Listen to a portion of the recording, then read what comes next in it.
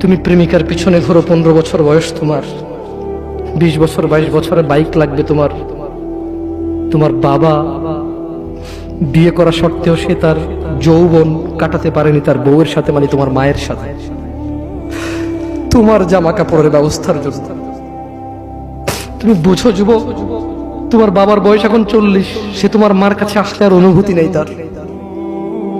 তার শক্তি কমে গেছে। তুমি বুঝবা না যুবক, 15 বছর বয়সে তুমি যত উত্তেজিত, তোমার বাবা 30 বছর বয়সে এরকম ছিল, সে আসতে পারেনি।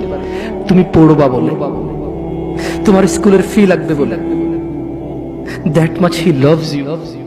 তোমার বাবা তোমাকে এত ভালোবাসে। জি, তোমার এই খারাপ বাবাটা যে তোমাকে বাইক নিয়ে দেয়নি, তুমি নষ্টামি করো, মেয়েদের পিছনে করো, মোবাইল রিচার্জ করে দাও মেয়েদের, তোমাকে যে ডেইলি 500 টাকা করে দিতে পারে না। এই লোকটা যদি 60 বছর বয়স পায়, তার জীবনের 20টা বছর সে এমন 20টা বছর, যে 20টা বছরে সে হাড় ভাঙা পরিশ্রম করতে পারত, করছে, তোমার মায়ের দেখা সে পায়।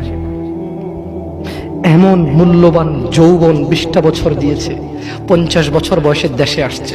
তুমি বিয়ে করে বউ নিয়ে আলাদা থাকো, তুমি বিয়ে করে শ্বশুর বাড়িতে যাও, তোমার বাবা দেশে তো আসছে, তার যৌবন আর নেই, তার ওই সুখ স্বাচ্ছন্দ্য আর নেই। তোমার যৌবন তৈরি করেছে তার যৌবন দিয়ে। এই মুহূর্তে কোটি টাকা দিলে কি সে যৌবন কিনতে পারবে?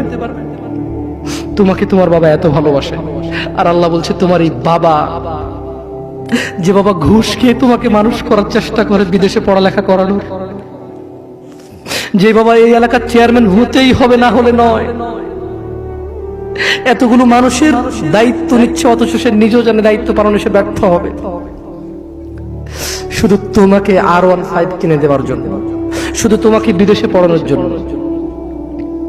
এত মূল্যবান, এত আদরের বাবা।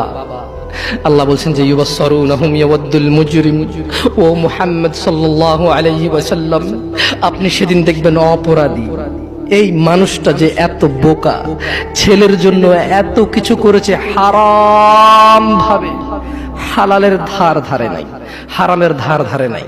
জি, আপনি আপনার ছেলেকে ভালোবাসছেন, শুধুমাত্র অপরাধী হয়ে মৃত্যুবরণ করার কারণে আপনি আল্লাহকে বলেন, ইয়া আল্লাহ, আব্দুল্লাহ রে নাও জাহান্নামে ফেলো, আমাকে ছাড়ো। এই ভালোবাসা ছেলেকে বাসবে? এই ভালোবাসা বাসবে? ইন্না লিল্লাহি ওয়া ইন্না ইলাইহি রাজিউন।